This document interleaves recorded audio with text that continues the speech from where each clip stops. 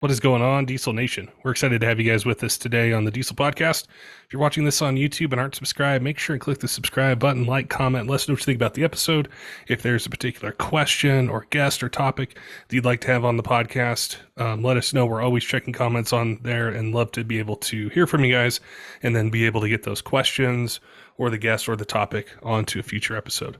Today I'm going to be joined by Cope of CRT Transmissions, and he's got some really good information for us as it pertains to valve bodies, how they can make or break a truck, a build, race truck, daily driver, tow setup. So I'm really looking forward to be able to chat with him about some really unique things that he's doing with valve bodies. So it's going to be a great chat. Before we get to it, though, I want to remind you our friends over at Kershaw Knives have a 20% off discount code for you. Just use code 23diesel20 at Kershaw.kaiusa.com. It's a great way to save some money, get some really cool gear.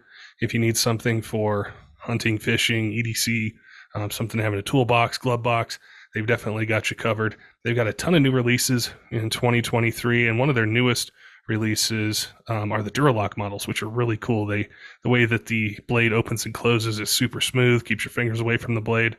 Blade's made out of D2 steel, and they have different choices for blade shape, different handle shapes and designs. So if you're in the market, definitely make sure, head on over, check them out, see what they got, and use that discount code for 20% off site-wide. All right, let's get to today's podcast with John, chatting with him about valve bodies, manual valve bodies, applications for racing, daily driving, towing, and some really cool things that he's working on. John, welcome to the Diesel Podcast. Look forward to chatting with you today about transmissions, which our listeners know that's one of my favorite things to talk about when it comes to trucks. So it'll be really cool to learn more about your transmission business and then some really cool things you have going on for a few different transmissions out there, and then just general questions. I know people ask me all the time. I'm sure I'll throw them your way and get some info out there. Sure. Tell me a little bit about CRT Transmissions. How you started, where you guys are located, if there's certain like models you specialize in, or things that people should know about the transmissions they get from you guys. Sure. Thanks for having me, Pat. CRT actually stands for Cope Racing Transmissions, and we are located in Lowell, Indiana, which is northwest Indiana, about a 45-minute south of Chicago. I'm a second generation transmission builder. My father had a shop. He started in 71.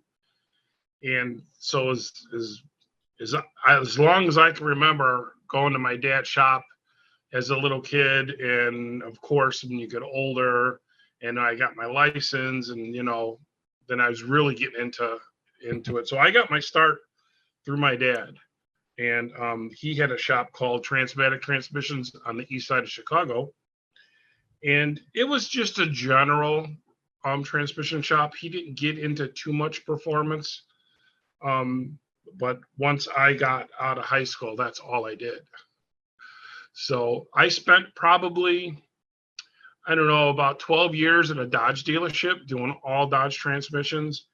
And CRT is probably about 99% all Dodge.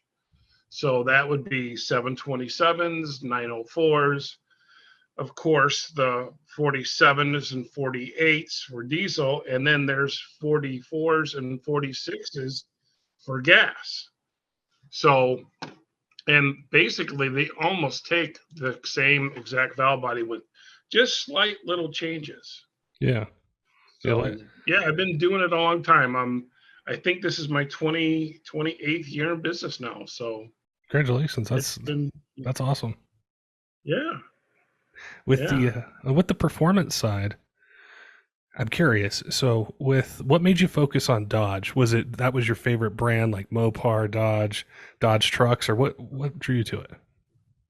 Well, my dad was like a Dodge guy, and he had, power wagons, and, old men's had Furies and, the big Newports and stuff like that. But you know what? When you're a kid and you got a 440 Newport, and those things were fast. So I always liked the Roadrunners,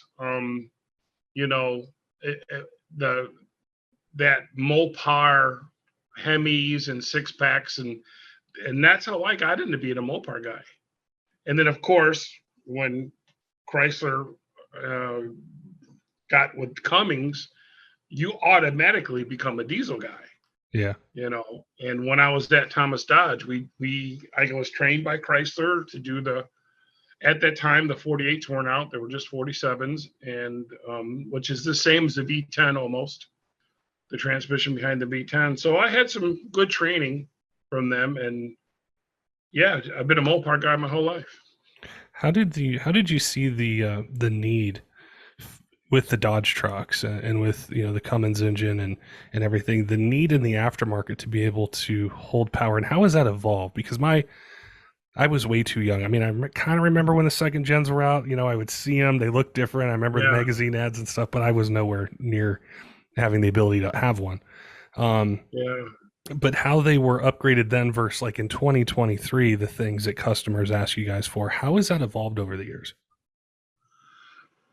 It was a big involvement.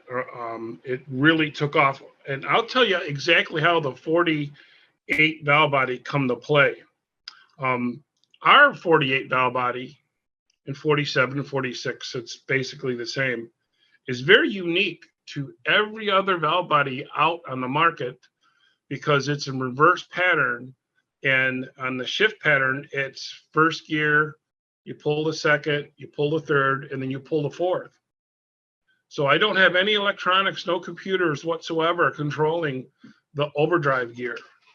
So it's the only one that on the market that we're the only one that have that feature. And most everybody, I've been to a couple races and whatnot in the diesel world.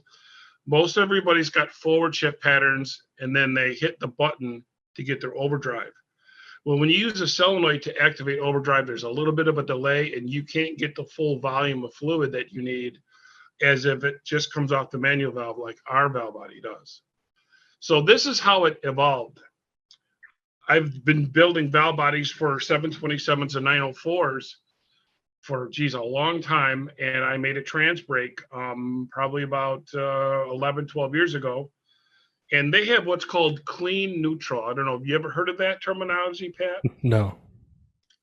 Clean neutral is a shift pattern where it's park, neutral, 1, 2, 3, and another neutral.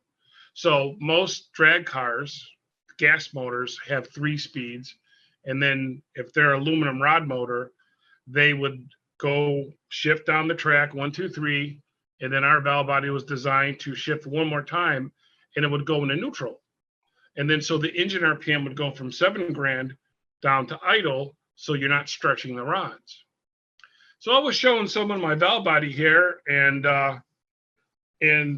one of the Hemi guys who's got a late model Hemi and a diesel tow truck said, why don't you take that neutral away and put in a 4th gear and put that into a 47 or 48? And I thought, God, that would be a great idea, And so I tried it on my plow truck, my 05 plow truck. I put a trans brake in it in a reverse manual valve body, and it worked really good. So that's how that evolved. I'm really curious about something you mentioned in the beginning, and I think some of our listeners that are we know enough to be dangerous, but we don't know that much. Is we think of overdrive being incorrect. Definitely correct me because I don't even know if I'm right. But isn't overdrive something that's commanded with an output speed or input output speed, or something electronic is telling a solenoid, hey, okay, it's time to go to overdrive in that 4748?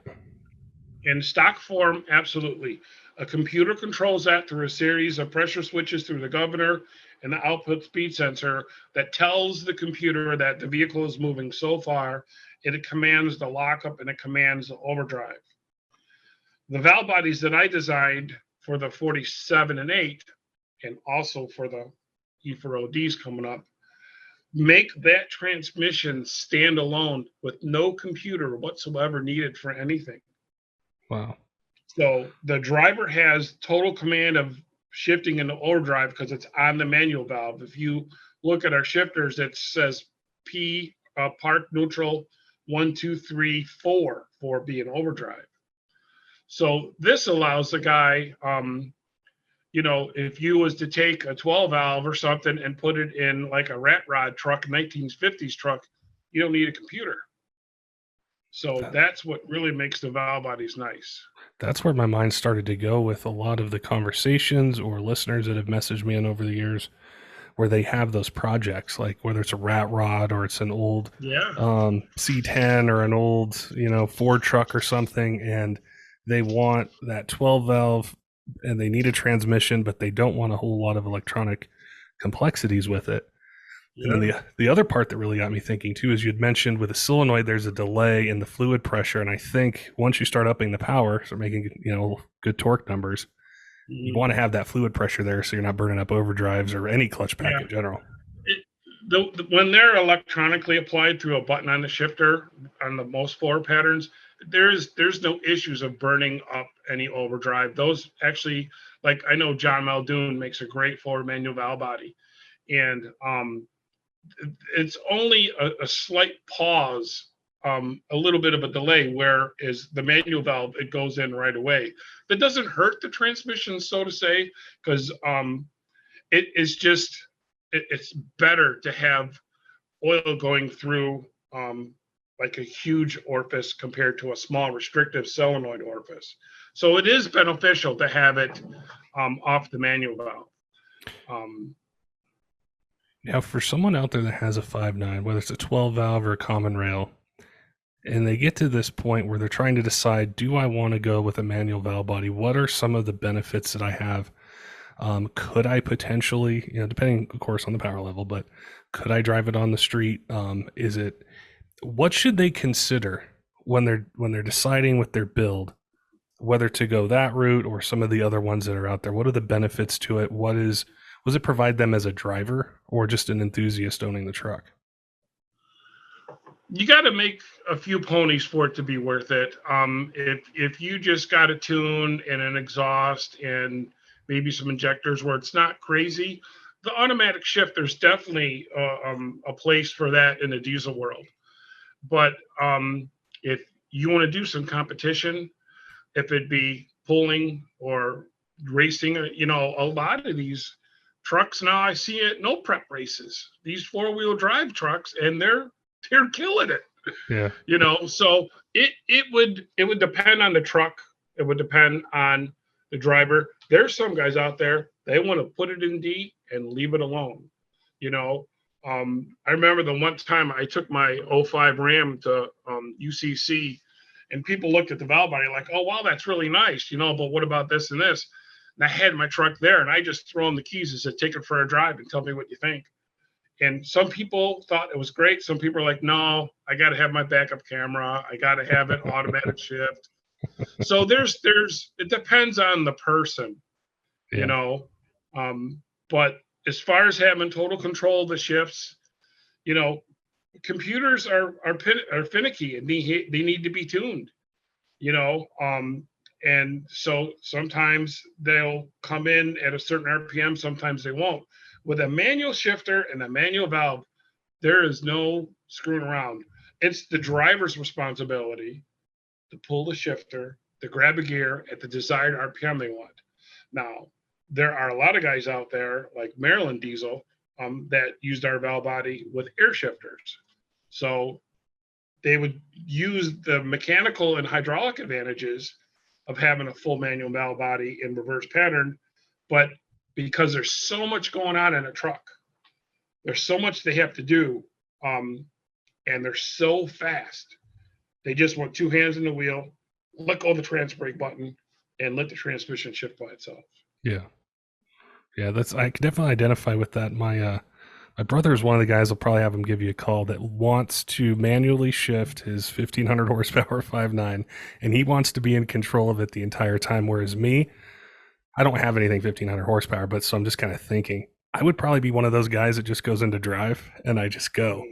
But there's a place for it, and that's what a lot of our listeners will ask is, they buy these older trucks for a reason because they want the ability that the aftermarket provides with power and all the things they can do.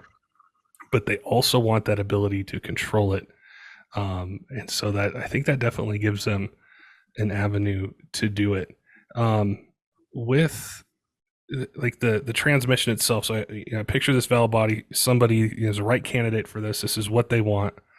How else would you frame the transmission around it? Because that's where I find a lot of the questions go from there with listeners. Is, well, I know I need a billet input shaft. I've been reading about it for years. But when Right. do I get Yeah. into the intermediate? How do I do a billet two-piece output?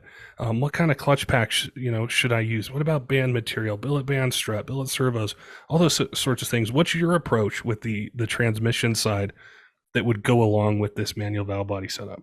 Yeah. Here again, this is really going to be based on the weight of the truck and the power of the truck. Your anchors and levers and billet servos and accumulators and your billet input shaft is minimal, I would think, even on a stock truck. There's definitely so much room for improvement on 47s and 48s.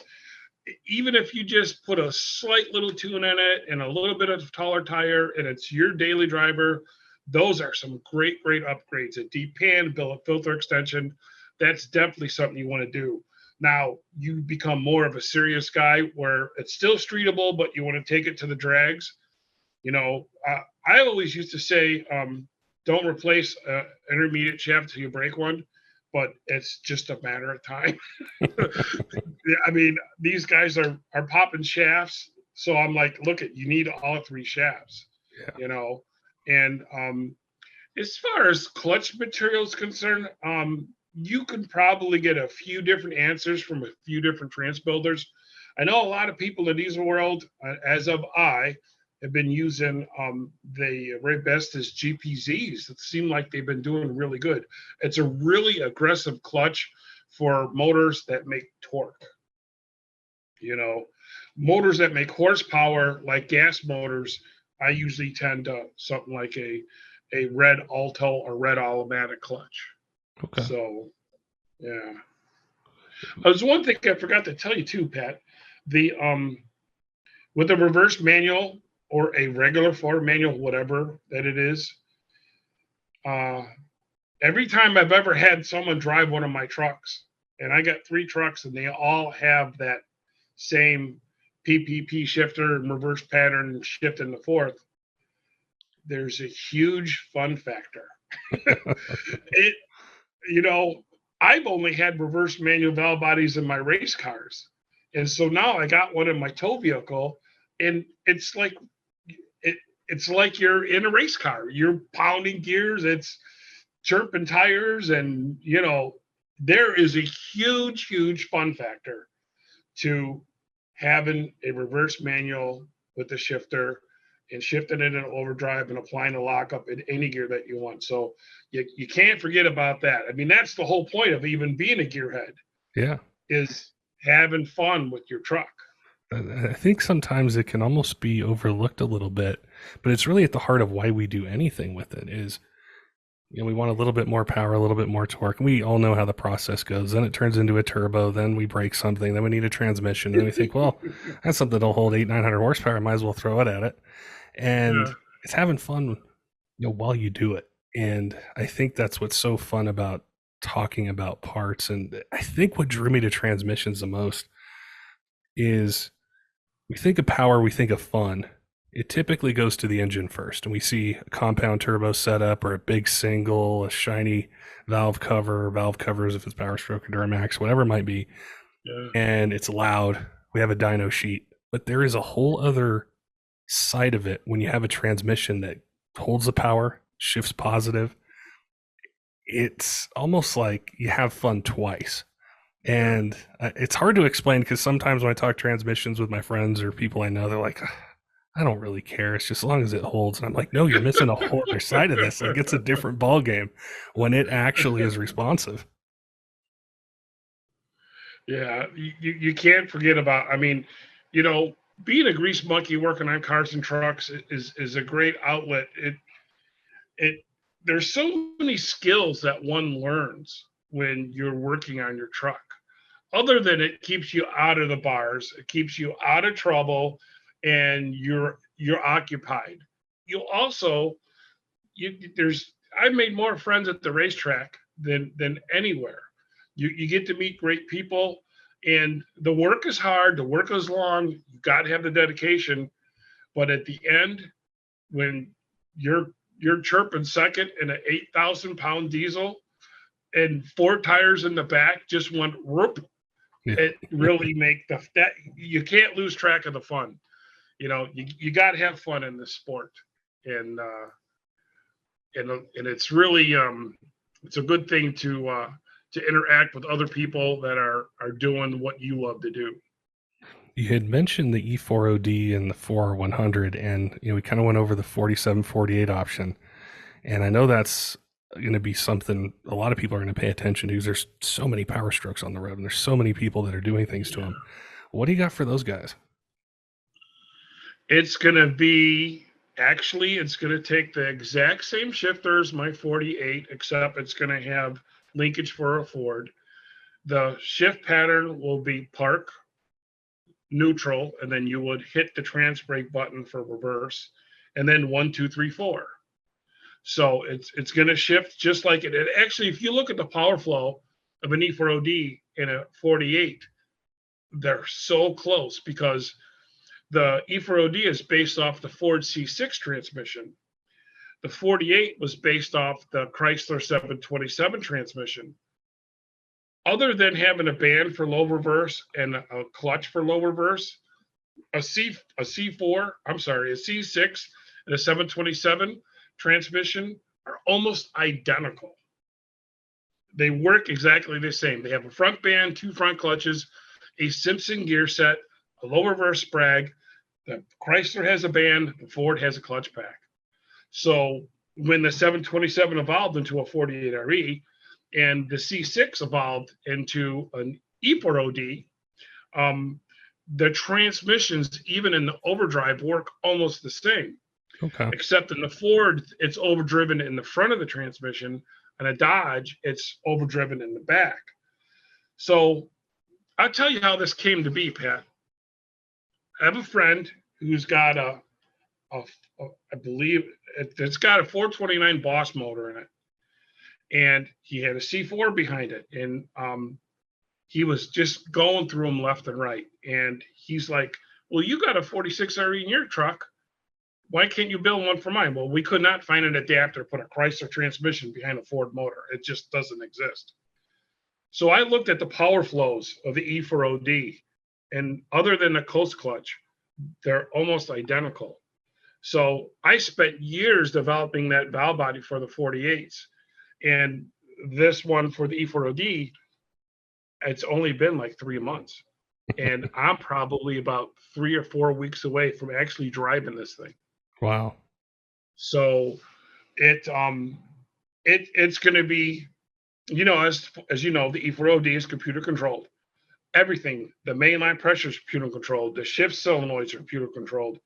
Everything is. That is going to be completely and totally eliminated. So my valve body is going to be a one-piece deal with a trans brake or without a trans brake that bolts right up to it. Some wiring has to be changed. You unplug your control module. It's not needed for the transmission no more. And the great thing about the E4ODs is they have a really great boost circuit. And a boost circuit brings the pressures up in reverse when you need them and under load when you need them. So I'm going to take that solenoid pack that they have, and by flipping a switch, you'll be able to have 150 PSI for just driving around on the street or in the pits, and then flip the toggle switch down, it'll automatically go to 200 to 210. Now those numbers have to be tweaked, but with the boost circuit, because I already did it on the rack just by unplugging it and activating the boost circuit, it's going to be great. So if you don't want it thumping really hard on the street or even going down the return road, you just flip the switch off. And then when you're ready to race, bring them to high pressure. So I'm going to advise that everybody put a pressure gauge in their truck just so they can see it working. So they don't accidentally make a pass at only 150 PSI when you want to be at 220 or higher, depending where that ends up to being.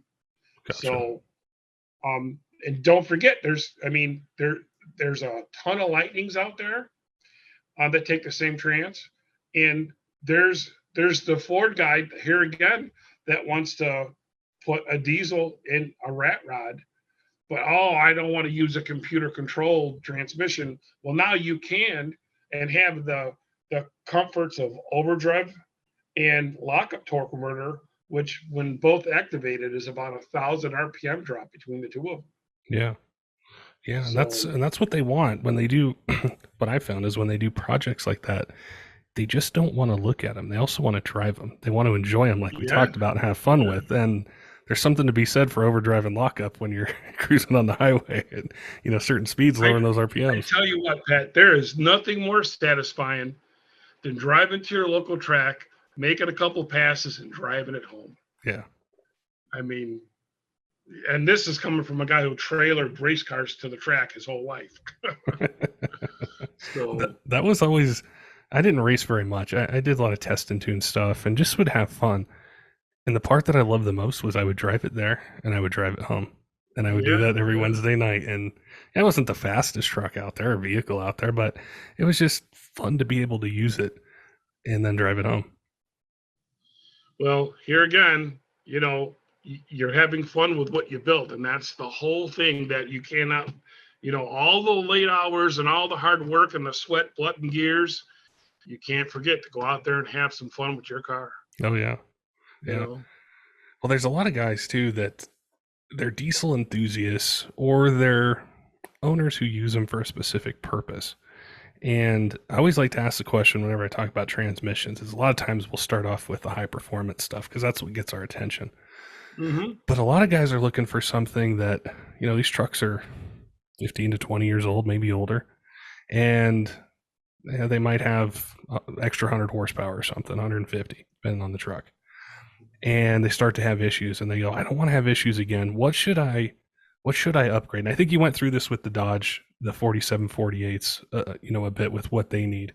But when we look at the Fords, or I guess even with both of them, what are some upgrades you think are worthwhile that people should do when they're building a daily driver towing transmission for their diesel truck? Yeah, some of the best things you can do. The two most important is probably, other than general maintenance intervals. So, like, let's say you accidentally got it hot towing your boat to the lake one time. You do that one too many times, you're gonna get that fluid to discolor and not have the lubrication properties. So you should keep that in mind as a driver to be like, you know what, I got hot the one time and then I got it stuck in the snow or whatever. Change the transmission fluid and much more intervals than what is recommended by the manufacturer. But the best things you can do to just about any transmission is get an oil pan that has more capacity, and then get a cooler. I love the Rayleigh coolers. They work so good. A lot of people put them in the bed of their trucks. The added cooler above and beyond what the factory puts in the car or puts in the truck. I'm sorry. If anything, that'll protect your investment. And these trucks ain't cheap, and transmissions ain't cheap nowadays either. That's the best thing you can do is cooler and a deep pan to make it handle that little extra something for your daily driver. I know this is kind of a loaded question, but it's one people ask all the time, and that is, how hot is too hot when it comes to transmission fluid? I think most people at 230 degrees, most car companies will have the light come on, and it'll either throw it in a lip-in or take it out of the overdrive. It's just like your engine. You can push your engine to 220, but I like at 200. So I say the same thing for the transmission. If you're let's say you're on a highway or a long road, a country road, when you're just driving, even with a trailer or whatever you got on the back, in overdrive, it's real important to make sure that the vehicle is not kicking in and out of lockup or kicking out of overdrive. That in and out creates heat. Heat kills transmissions. So the number that I like to have is I like to keep it under 200. I really do. It's always better to have it run a little bit on the cool side than it is to run a little bit on the hot side. Yeah. So, and it's heat that kills transmissions more than anything. Is the heat when it kills them, is that by it not having the lubricity that it needs, and then you start to get clutch slippage, and then you start to get material in the fluid, and then everything just goes downhill from there? Yeah, I would say 75% of all the heat from every transmission out there, no matter what their manufacturer is, comes from the converter.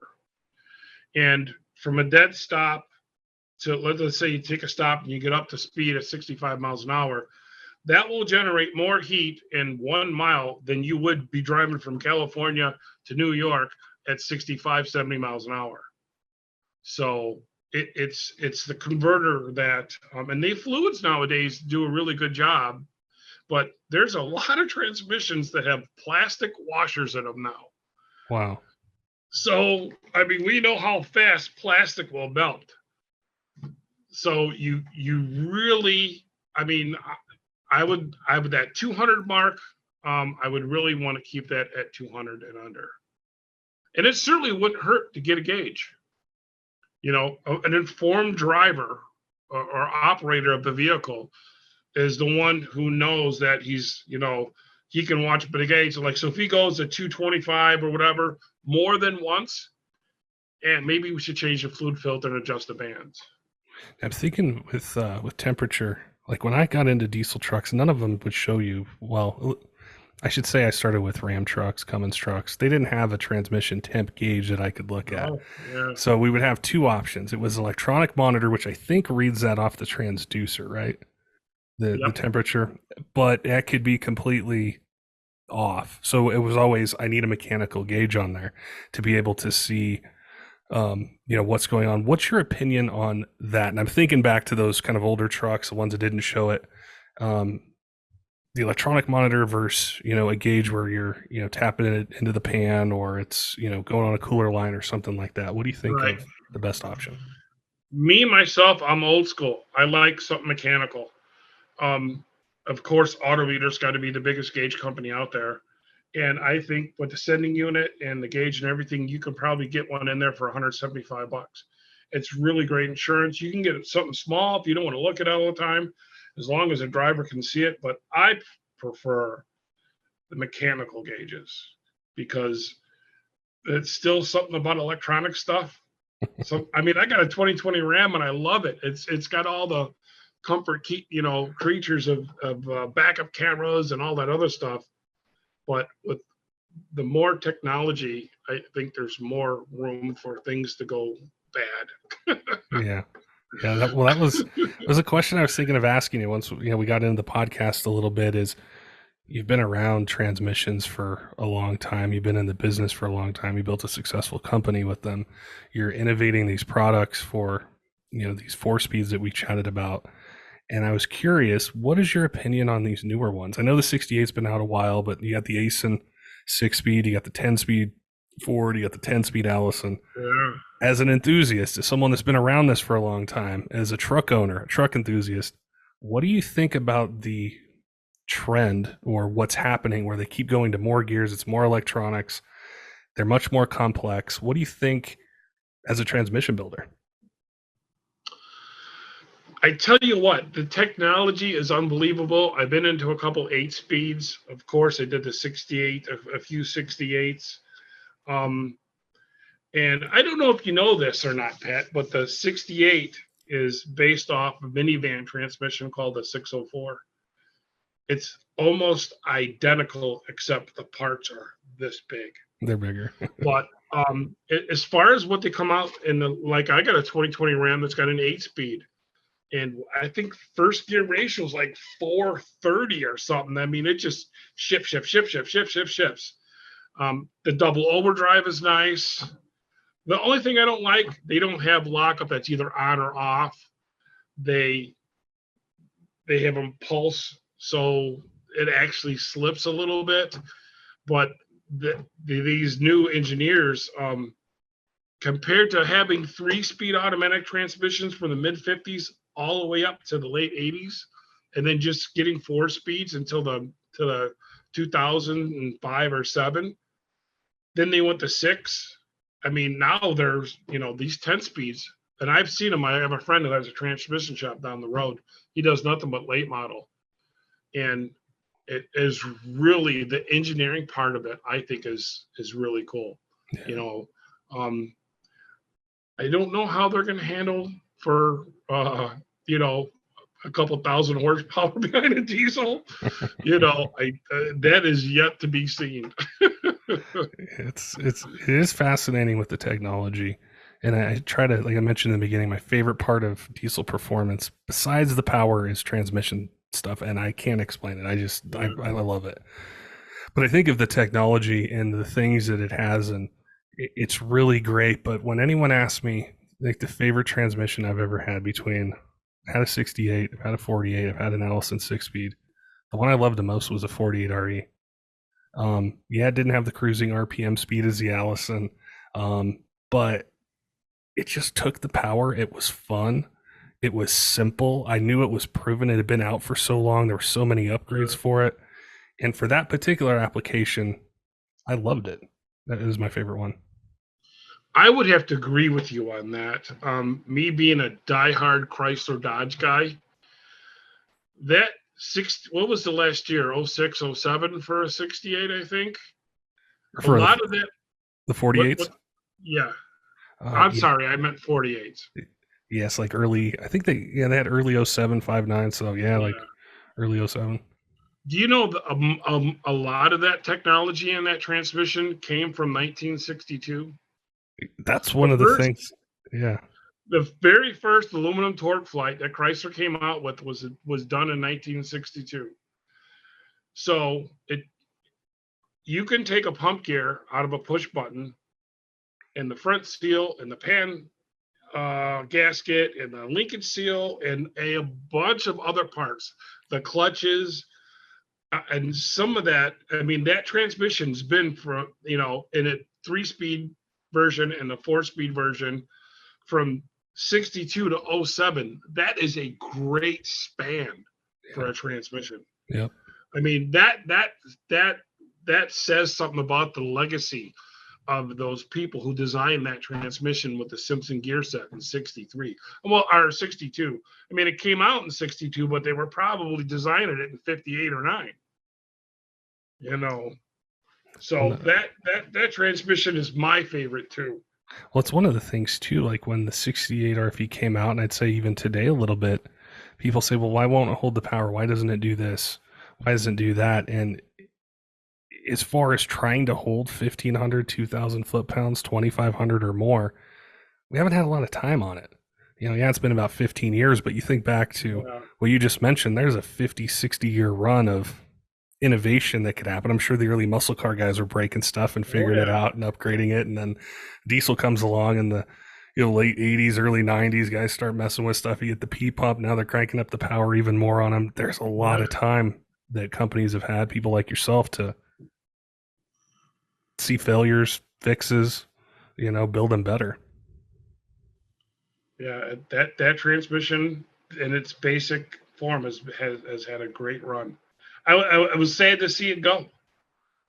I really was. I thought I had a picture somewhere on my computer of the last torque flight, because they call it a torque flight, that rolled off the assembly line. But now they're even like Hellcats and Ram 1500s. They're calling their 8 speeds and their 10 speeds.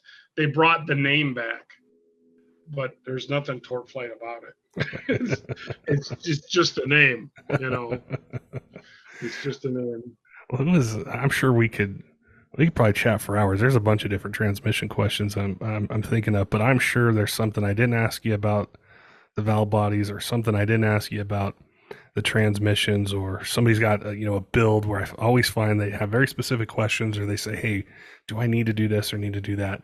If somebody's got questions for you or for your team there, what's the best way to reach out to you guys, ask questions, email in, get some help on a build? Maybe they're in the market right now. They're like, hey, I've been wanting a manual valve body. I got a couple questions for John. How can they reach out to you guys? I think the best way for people, if they just want to learn or just kind of see what I got, maybe they're a Dodge guy and they don't want to look at Ford stuff, but they just want to take a peek at it, or vice versa. My YouTube channel, I've been working really hard on it the last couple of years, and it's the best way to see what we're doing, because I do a lot of behind the scenes. Like I'll take the camera out. We have a valve body dyno machine where we test valve bodies to make sure it works in the dyno before we put it in the car. And I'll just sit there and ramble for a half hour with the camera rolling and talk about stuff. A matter of fact, my video from 2 weeks ago, I showed people how to rebuild their own planetaries on a torque flight, which a lot of people probably don't know how to do. So if you got a nice set of tools, you know your way around a toolbox, you just go watch that video. There's a lot of how to, but there's a lot of me like sometimes going racing or other stuff like that. The YouTube channel is a great place. You just go to YouTube and put in Cope Racing Trans. You can visit our online store at coperacingtrans.com, or you can just give us a call at the shop. I usually don't answer the phone till the end of the day, but I think the best tool is YouTube, without a doubt. It really is. It's a great way. Matter of fact, I can remember picking up the phone like 10 years ago, and they're like, "Hey, John, I saw you at Mopar Nationals. I want to get this valve body." Now, when people call, they're like, "Hey, I just watched your video. I want to get that bolt and sprag." So YouTube has really, really come a long way in the last 5 years. And anything we do, like I already got pictures of and some video of the E4OD for our 100 valve body, and I put progress as I'm going along. Of it first is this first big chunk of aluminum, and then milling the holes in it, and like the separator plates will be here next week. So it's a great way to see the progress of everything that's going along on this valve body, and it's been going along pretty good. I'm definitely gonna head on over and subscribe because I love to watch those things. And that's how I consume content now. Whereas, when I was younger, it was buying a magazine or going on a forum or something.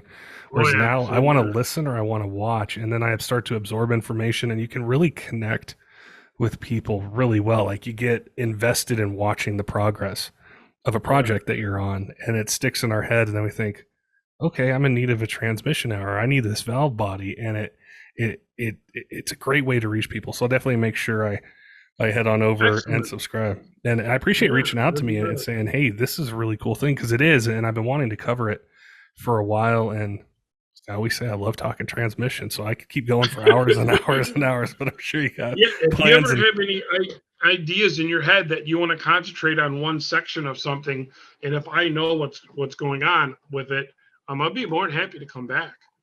Very cool. It was and like I said, even if you subscribe and you're like, hey, what about this? A lot of people will give me ideas for the next video on their comments. Yep. And I reply to all the comments. So the guy's like, okay, well, you did that for that. What about this? And I'm like, you know what? That's going to be a great video. And I usually take about a week or two when I get it up there. That's exactly what we do. I'm always looking at the comments, and somebody will say, hey, get some IDI stuff, or hey, talk about 6.7 Cummins or 5.9, or talk about this LBZ. And the audience is great for directing what they want to see. And I'm a truck enthusiast at heart, so I kind of just think of questions as we're chatting. That's why I started to ask some of those, but my mind's going a million miles an hour. So I'm sure I'll definitely be reaching out to you again and saying, hey, John, you want to talk about this with me? Because I got a whole bunch of questions for you. Yeah, I really appreciate it. I like getting, and back in the day before YouTube and smartphones and all this other social media, you had to go to the track. Yeah. You had to take your vehicle and your whatever it is that you're racing and go out there and meet the racers. But now it's so easy to reach thousands of people by just making a good video or coming on, podcasts like this that have a big audience. So, technology's definitely come a long way. That was one of the things. Getting hold of people. That was one of the things it really hit me in 2020 when everything was going on and a lot of the races weren't going on and you couldn't gather or do anything. We're doing podcasts, and there's still thousands of people watching and listening. And it was a way to be able to reach across the country at a time it was really hard to be able to gather or just go to things. And it just kind of clicked in my head, like, you can reach anybody, anytime, anywhere. There's no weather delays. There's no flight delays. There's no any of these delays. And that's like what you mentioned with YouTube. You can reach out to somebody at any time, give them information, education, entertainment all at the same time. So yeah, I'll definitely, as soon as we're done here, I'll go over, subscribe. I definitely appreciate your time and your Sure. knowledge and chatting with us. And I look forward to doing it again sometime. Excellent. Thank you so much for having me. It was a great opportunity for us. Don't forget, Diesel fans, make sure and head on over to kershaw.kaiusa.com. Use code 23diesel20 for 20% off site-wide. It's a great way to save some money, get some really cool gear. If you're in the market for a knife for hunting, fishing, EDC, something around the job site, around the house, they've definitely got you covered with a bunch of different choices, really to meet any budget. One of their newest releases this year are the Duralock models, which they have a really smooth opening mechanism. Keeps your fingers away from the blade when you open and close it. They have a bunch of cool designs for different handle, designs, grip textures. The blades are made out of D2 steel, so it's a good quality blade that you can use for really any task that you might have. So if you're in the market, definitely make sure head on over, use that discount code, and save 20% off site-wide. Also want to give a shout out to some of our Patreon supporters, Tyler Loewen at 23 Diesel, John, Caleb, J. Cole, all of our other Patreon supporters. All of you who subscribe on YouTube podcast apps, follow us on any of our social media pages. We appreciate all your support and look forward to bringing you guys more of the content you want to hear in 2023. Until next time, keep the shiny side up.